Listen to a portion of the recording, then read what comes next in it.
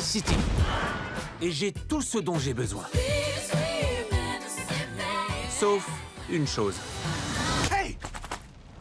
Excusez-moi! Hey Bud, tu t'es jamais dit que la vie c'était plus que ça? Plus que quoi? Plus que notre routine quotidienne. Pas une seule fois. Aujourd'hui, tout sera différent, Goldie. Alors, qu'est-ce qu'on regarde? Qui es-tu? On s'est croisés l'autre jour. Comment m'as-tu retrouvé? J'ai attendu, à l'extérieur, près de la voie du train tueur. Guy, il faut que je te parle. Je ne sais pas comment te dire ça. Ce monde est un jeu vidéo. J'ai vraiment envie de t'embrasser, c'est bizarre, non? Écoute-moi, tu n'es pas réel.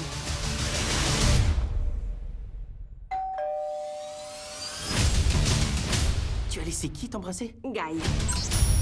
Y a pas de bouton pour ça. Oh, il a trouvé le bouton.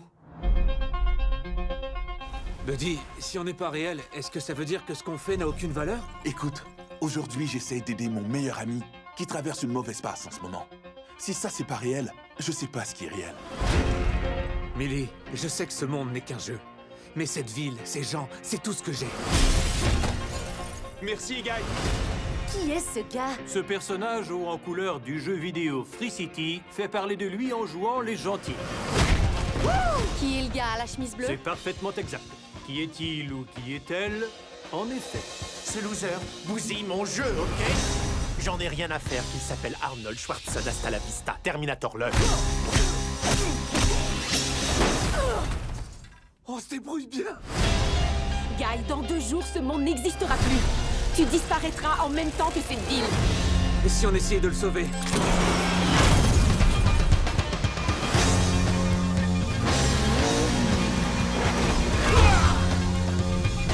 Est-ce que c'était cool? Je me suis senti très cool.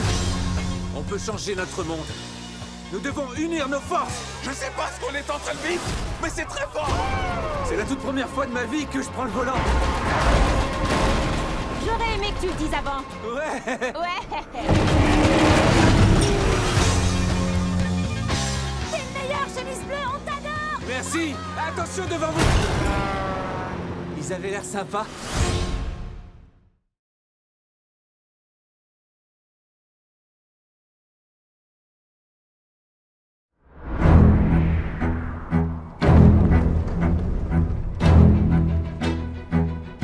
Mon troupeau. Cette guerre ne sera pas une guerre de héros. Pendant que les nations s'entre-détruiront, nous deviendrons riches. Ça va être amusant.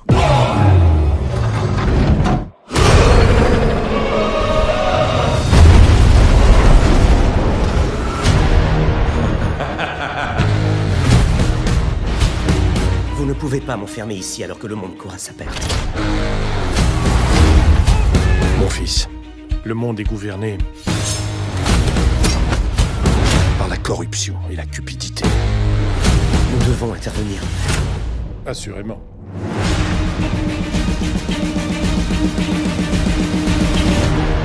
Nous sommes la première agence de renseignement indépendante.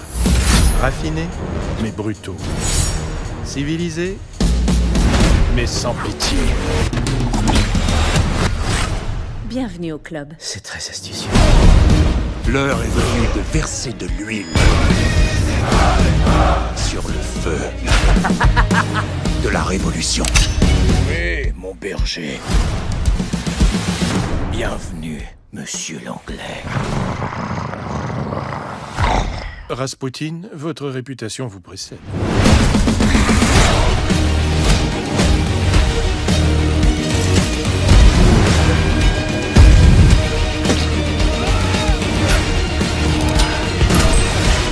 Réglons cela entre gentlemen. Après tout, ce sont les manières.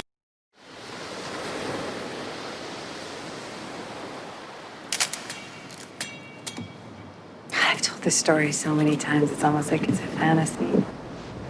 This was real. This is real.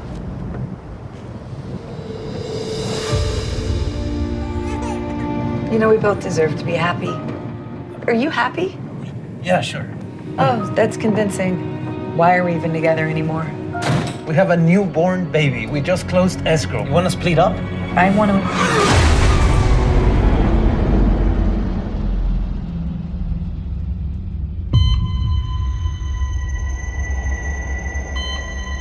To everything there is a season. A time to be born. And a time to die.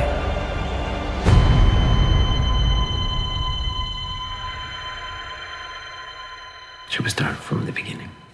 Of time? Of us. What do you think happens when you die?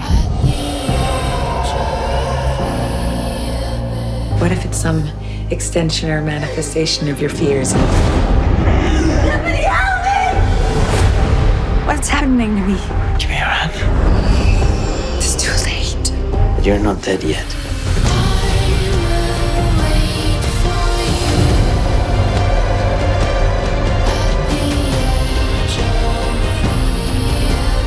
Adrian, wake up! Wake up!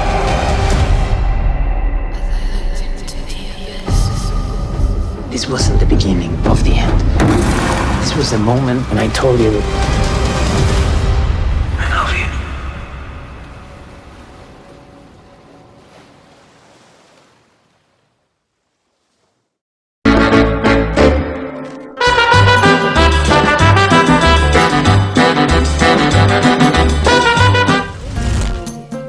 Extremely easy, very easy soursop leaf cake. It is 1 package of lemon supreme Duncan Hines cake mix, 3 eggs, 1/3 of a cup vegetable oil, 1 cup of water, 2 tablespoons of Bob's Red Mill flour, and mix. Put in your cupcake holders and bake. That's it. Now that all of our ingredients are in, I will mix it. Soursop is a fantastic antioxidant for people who are suffering from cancers of different types. It helps.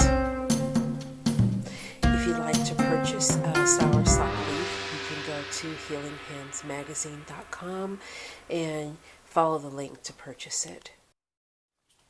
This was a very simple recipe to make.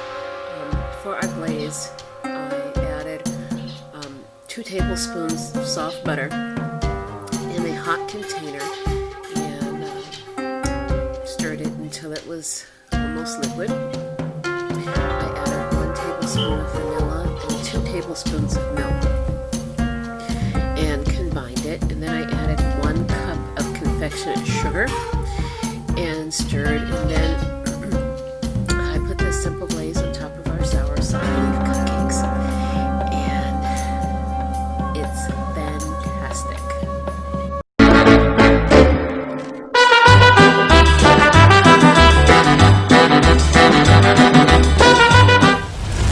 Okay, in the pot we have 7 pounds of chicken legs and thighs. And to this mixture, I added red bell pepper, green bell pepper,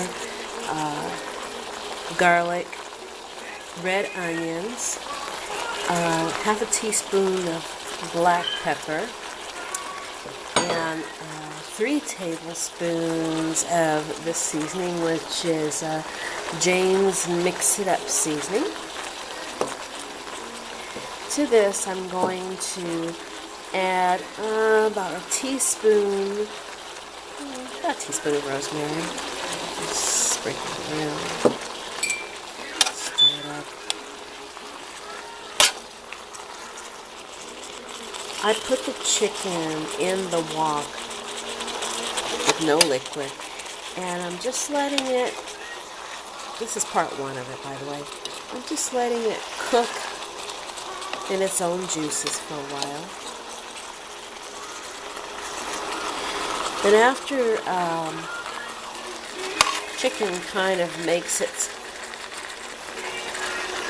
own juice, I'm going to add a cup of water. Let that simmer for a little while. Okay, catch the next video. 5 minutes, and you see the wonderful color that it's developing now. As our just spices are just going through the mixture. Beautiful. So to this mixture, I'm adding one kind of a orange gourd type squash. That's what it looks like. And the type of pepper that I love to use is the Anaheim pepper. And the Anaheim pepper just gives it a really exquisite taste. I used this green pepper here. Not green pepper, green squash. And we put 3 large squash in it. You can, it doesn't, just chop it any way you like. It's okay. And we put this one in. Just cut off the little brown edges. I left the skin on. The skin contains all the vitamins and the nutrients. Just let it cook down to your mixture. I'm going to add another cup of water. During the cooking process, I added another 2 cups of water to our Chicken Delight. Put all these beautiful squash in here, full of vitamins and antioxidants. Now, with the, you see this right here, this orange gourd that I used here, gourd squash, I did cut off the skin. And I did take the seeds out of the middle and cut that up. Now, if you like a little kick to your delight, you could take one of these great habanero, peppers and chop it finely and add it. And you can also, this just feeds 25 people, so it kind of spreads its way out. And you can add 1 serrano pepper to your dish. And this is part 2. Okay, this is part 3 of our Chicken Delight, known by other names. To this mixture, I am going to add 2 tablespoons gumbo filet.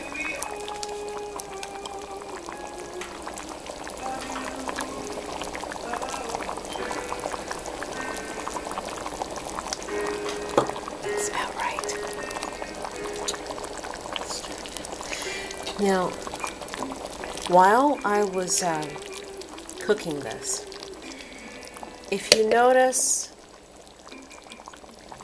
look in the corner, there's a little layer of oil.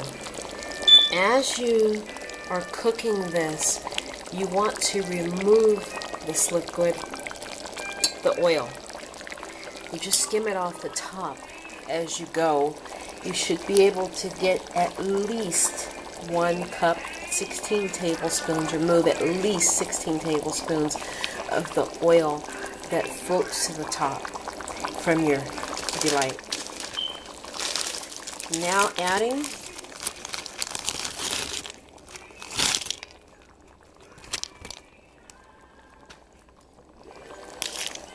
about a pound of beautiful shrimp. Now, in a completely separate pot, what I'm going to do is I'm going to get a pot with water, and I'm going to put in 1 tablespoon of crab oil, and I'm going to add our beautiful frozen snow crab, and I'm going to garnish this dish. Each plate will have 1 snow crab leg on it, 1 to 2, and we're going to let this boil down for about another 10 minutes and cook in. And I also added 1 tablespoon of butter. You're cooking this dinner, and it's a cut of chicken that is not as expensive as chicken breast, and it just makes it a little bit heartier, and it works out perfect for our Chicken Delight. So we're going to cook this out some more, and then we'll come back later. Part 3.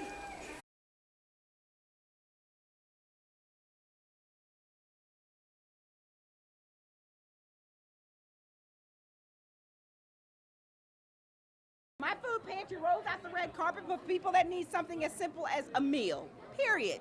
And they feel so special doing it. Hollywood walks the red carpet, but I want to challenge all the celebrities to come walk a different type of red carpet. Yeah, you go to the Oscars. Yes, you go to the Grammys. Yes, you go to the Emmys. But why don't you come to Minis? How about that? And we have another message. If you can't feed 100 people, feed just one. We go way back. No, he took care of me. Speaking of going way back, seeing you together, get mad at me. it seems like you've been forever on screen together, but this is your first movie together. How long have you known each other, and how did this opportunity come? Well, we've known each other for a while. For a while. And, it's just serendipity that we kind of... Great word. He's so good at that. Came together, like from the first time we read the script, doing just a in-house read-through, we just naturally were kind of fit each other's styles and had a great rhythm with each other. And instant click. Just like instant that. click. Yeah. Nothing was forced. There was no discussion of, you guys need to figure out a way. Nothing. Right. It was we fit. It was, and this was an idea that my production company had come up with, and Kevin was the only name that we wanted. And lucky for us, he thought it was funny as well. It's hilarious. Let's talk about your characters. So who are James King and Darnell, and what are the wrong assumptions they make about each other? Well, James King is a very sheltered kind of hedge fund manager who is really good at only one thing, and that's making money.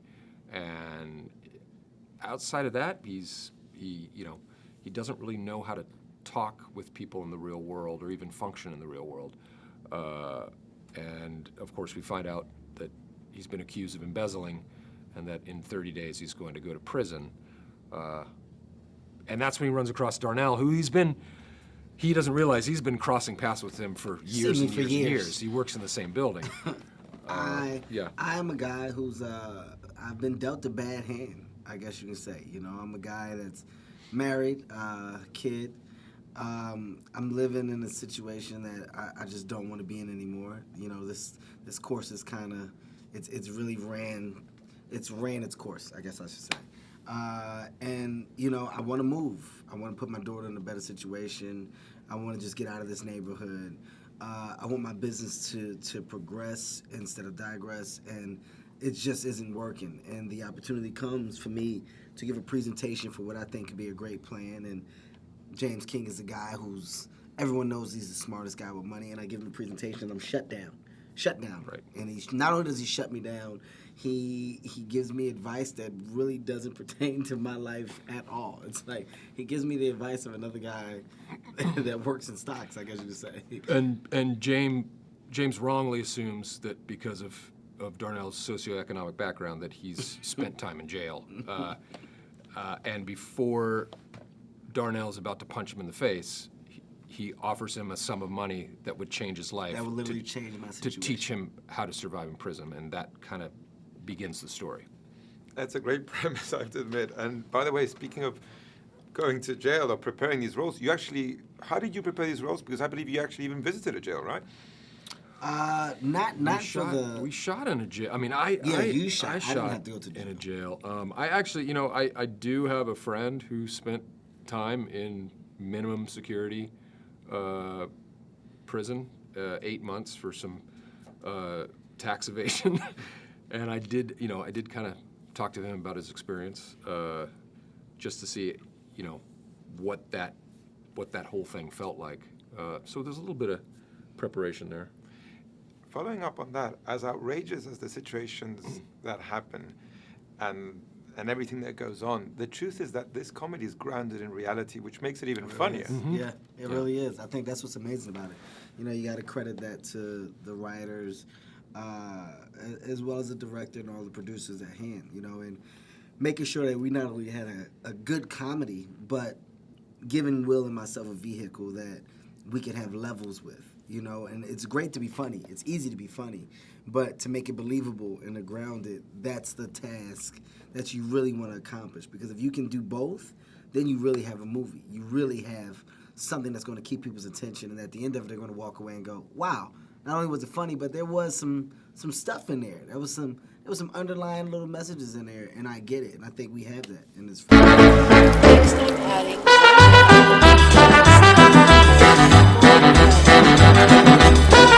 skin off. This is a very easy recipe. I have my chicken and about 4 cloves of garlic. You cannot get enough garlic. And now I'm going to add, this is Trader Joe's cilantro salad dressing. And I'm going to use this about a quarter of a bottle.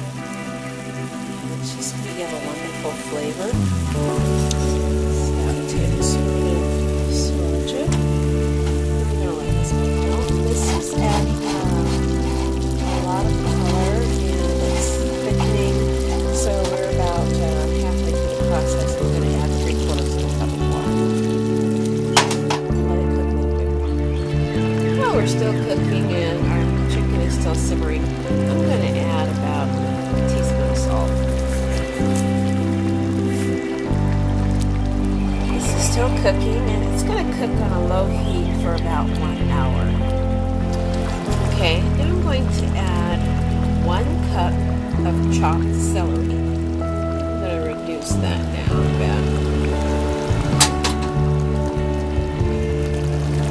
Our chicken is starting to thicken because we added the potatoes and it smells quite wonderful. We're going to put this over rice and it should be absolutely fantastic. Well, the food is ready and I'm just going to drizzle a little bit of my sweet chili sauce on top, just as a garnish.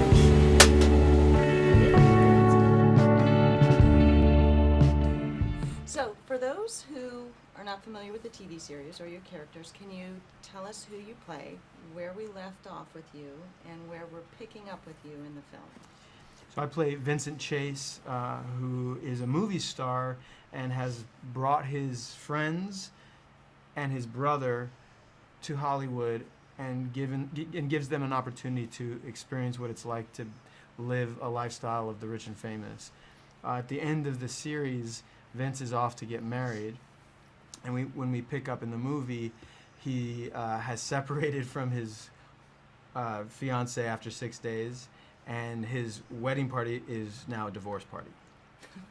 That's it. That's a good summary. I play Eric Murphy, Vince's old-time, long-time best friend. I'm a manager of a Sbarro's pizza place, and but Vince knows that I have some good business smarts, so he brings me out to California to help him navigate his way, through the shark-infested waters of Hollywood.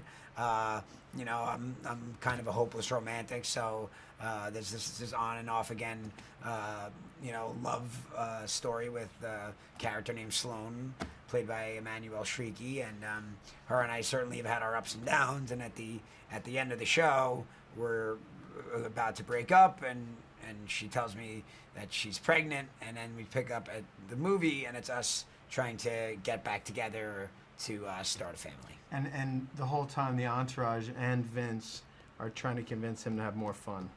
Yeah, I'm the conservative one. Nice. So you all had not shot this film or been together for a while shooting in the last 3 years. So was it easy to get back into the groove of shooting the film? It's amazing what will happen when you put these guys together. I mean, I felt like I was just dropped in, and there was E and Turtle and Drama, and just responding to them, it just makes it easy. You don't have to do much when they're pulling their weight. It's even taking it even before we got to set. It's 5 a.m. and there we are in the hair and makeup trailer again together for the first time in 4 years, and there we are, and it's just right away. The coffee and the jokes and the kind of giving each other a hard time. So it really always starts with that first getting together in the hair and makeup trailer, and then the wee hours of the morning, just kind of waking up and reconnecting, and then we get on set, and it's just like off to the races. So nice. So obviously doing a TV series, the timing and pacing is a lot different than doing a feature film. So did you find it difficult or challenging to bring that timing and pacing to the film? Filming the movie was way easier. You know, the show we would do 7 or 8 pages a day, and the movie we would do 2.5, 3 pages a day. So we were able to, I mean, we still worked long hours, but we were able to just take our time a little bit more, experiment visually because we knew we were, you know, putting it up on the big screen, and kind of play around a little bit more and make sure we had it with a bunch of different shots. Where we're most comfortable is with the group. You know, the banter, the rapport, you know, this very quick-witted, you know, back and forth and repartee. But, you know, Doug made a very concerted effort to go back to the earlier seasons when we all spent more time together. So it was fun to go back and relive that energy of the group out and about together, you know, on this adventure. Now, speaking of the repartee that you have and how you work so well together, was all of that scripted, or was there improv involved? Did you do a lot of improv in the film? Would Shakespeare let you improv? No, there's no. I mean, Doug is a stickler for the script, so there's very, very, very, very little improv. Very cool. People, it's a misconception. People think that so much of it is improv. Which is a compliment. I mean, we are, you know, thankful that people think it's improv, because it's a testament to our ability to just, you know, let those words come alive. Now, speaking of that, you kept with the tradition of having cameos, so there was a lot of cameos at any given time that could come onto set. So how did you work that into the script? That was Doug. That's Doug.